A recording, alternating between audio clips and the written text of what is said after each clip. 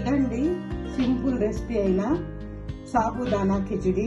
మంచి healthy recipe, breakfast గా తీసుకోవచ్చు. చాలా బాగుంటుంది.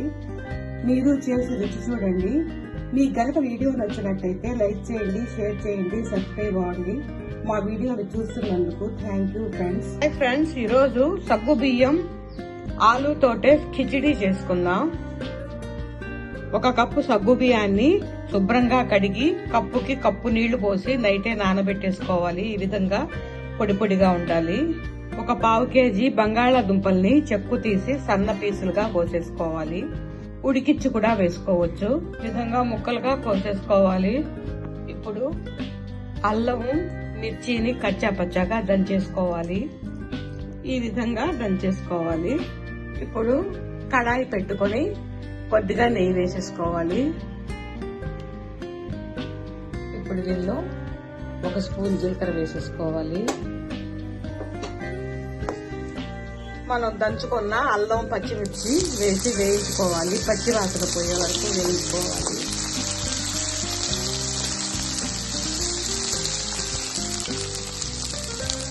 కరివేపాకు,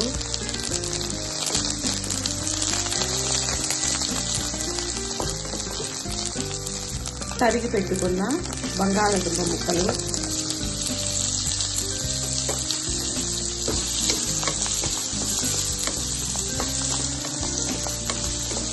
ఇప్పుడు సరిపడినంత సాల్ట్ వేసేసుకోవాలి.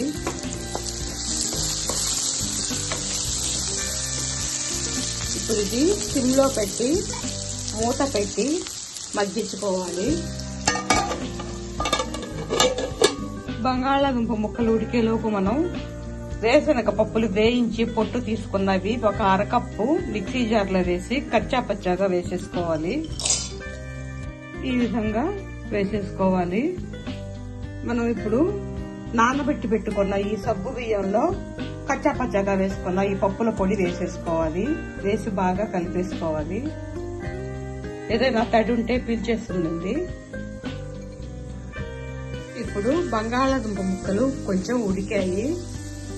సగ్గు బియ్యం పోసేసుకోవాలి. ఈ సగ్గు బియ్యంతో బంగాళాదుంప ముక్కలు కూడా బాగా ఉడుకుతాయండి. బాగా కలిపి మూత పెట్టి ఉడికించుకోవాలి.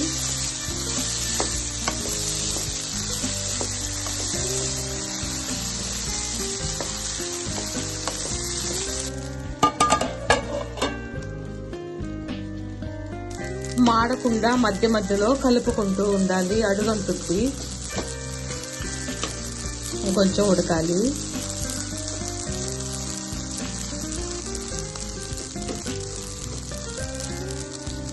ఇప్పుడు కొద్దిగా కొత్తిమీర వేసేసుకోవాలి. 2 స్పూన్ల చక్కెర వేసేసుకోవాలి. టేస్ట్ బాగుంటుందండి. మూత పెట్టి ఇంకొంచెం సేపు మగ్గనివ్వాలి. అయిపోయిందండి.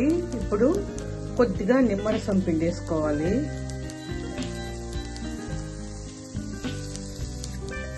ఈ మంచి హెల్దీ రెసిపీ కూడా అయిపోయిందండి. సగ్గు బియ్యం కిచిడి చాలా చాలా బాగుంటుంది. అండి సాబుదానా కిచిడి బ్రేక్ఫాస్ట్ గా తీసుకోవచ్చు. చాలా చాలా బాగుంటుందండి. హెల్దీ రెసిపీ కూడా.